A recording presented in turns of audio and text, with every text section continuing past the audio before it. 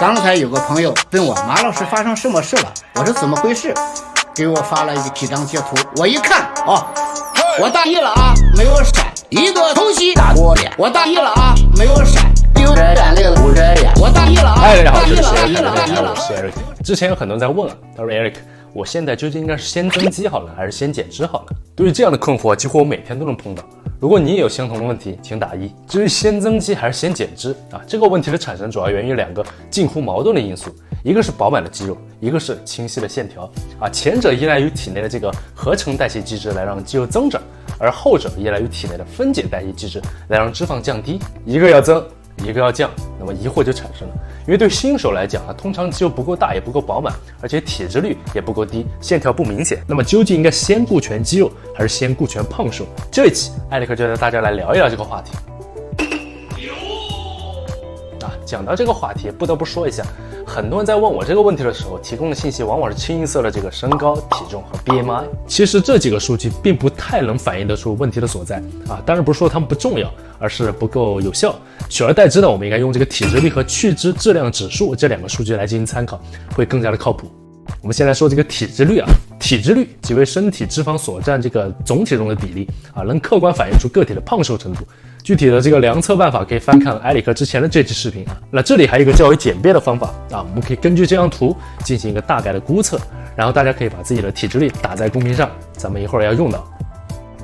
而去脂质量指数即 FFMI 指的是去掉脂肪后剩余体重与身高平方的比。我们举个例子啊，比如说小明的体重65公斤，体脂率 15%， 身高180，那他的 FFMI 即为65乘以1减 15%， 再除以 1.8 的平方啊，最后等于 17.05。这里大家把自己的 FFMI 计算出来，打在公屏上，一会儿我们同样要用到啊。这个数据可以客观反映在既定的身高下身体肌肉含量有多少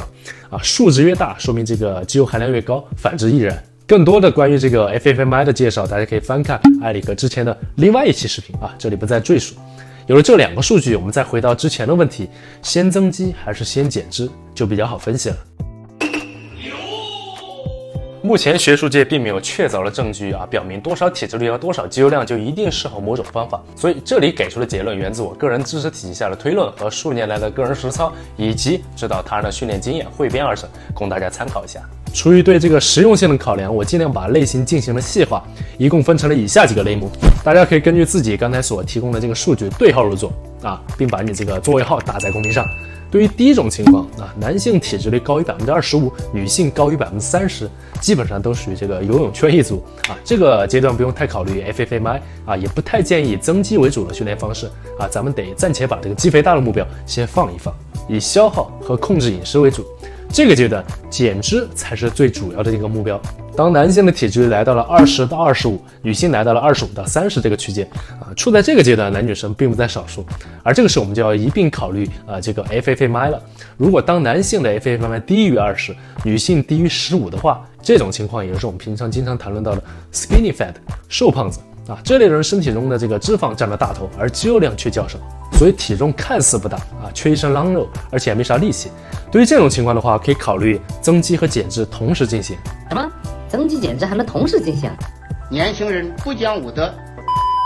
其实对于大多数刚开始训练的新人来讲啊，存在一个短暂的浮力期，只要在这个阶段保持规律健身，就能在肌肉增长的同时，脂肪含量也跟着一并降低。但是浮力期的这个长短啊，因人而异，暂时还没有具体的数据进行参考。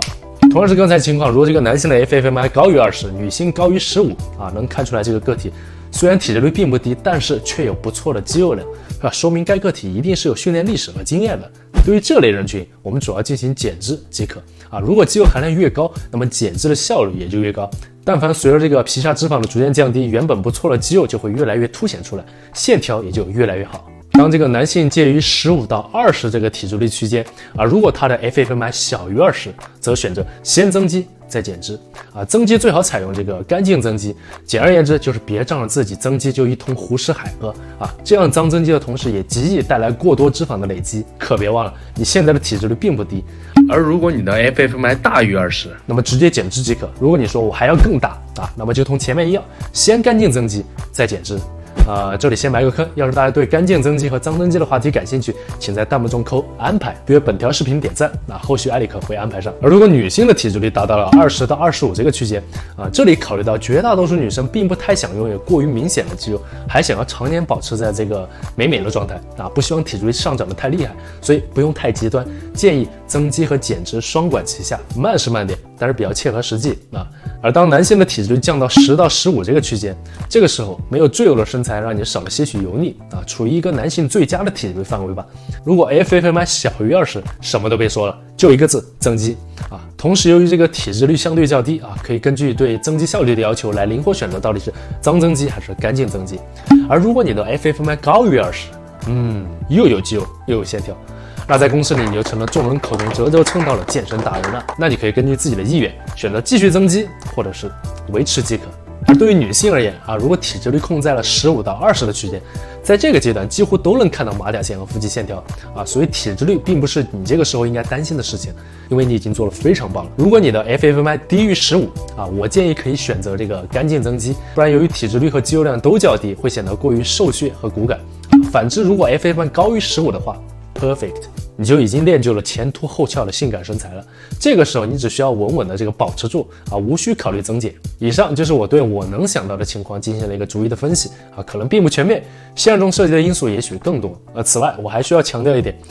不要太在意过程的分化，因为有这个困惑的，我相信大多数也是刚步入健身房或者是才步入健身房不久的新手。新手有什么？福利期。对，好好利用这个阶段，在这个阶段增肌和减脂都能有不错的收益不要因为迟疑哪条路最好而迟迟不愿意开始。好，今天内容就到这儿。如果你觉得有所收获，请为本条视频点赞和3连。点赞3连的朋友什么都不说了，福利期延长至3年。OK， 这里是 Eric 凯乐电台，我是 Eric， 咱们下期见。刚才有个朋友问我马老师发生什么事了，我说怎么回事，给我发了一个几张截图，我一看